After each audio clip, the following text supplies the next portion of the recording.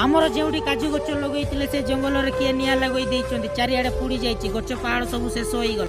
हाय मोर नमस्कार। आज बहुत दिन पर मु घर को फेरी आसी किंतु आज मोर ब्लॉग खुशी नुहे एडा हूँ बहुत दुखर कथा। आमर जोटी काजू गच लगे से जंगल में किए निआ लगे चारिआडे पुड़ी जाइए गच पहाड़ सब शेष हो गल। यही काजू उपर आमर फैमिली निर्भर करती केते कष्ट कर माँ बापा से गच लगे बड़ करते। आज से सब परिश्रम एक मुहूर्त शेष है। बाबा माँ बहुत दुखित माँ को देखी मोर निजक संभाड़ कष्ट होता। बाबा चुप थे किंतु से चुप रे बहुत कष्ट मीटिंग रे जी निया लगे से निजर भूल मानिगला बट जहाँ नष्ट होगला से तो फेरी आसब ना ना निआरे केवल गच जोड़ी ना से जोड़ीगला आमर परिश्रम स्वप्न आउ आशा। शेष में बाबा गोटे कथा कहले मोर तीन टा भाई अच्छा किंतु यही दुख समय कई भी साथ देले ना। दुख समय जना पड़ू किए निजर अच्छा कि ना। सत कहले आज ब्लॉग टिके लंग होइथिबो बट बहुत कष्ट लगुच मन। तो गाइज तुमे माने कहबो एमिति निया लगेबा कोन ठीक एमिति भूल पई सजा दरकार कि नाही कमेंट रे निश्चय कहबो आ वीडियो को शेयर करबो। जय जगन्नाथ।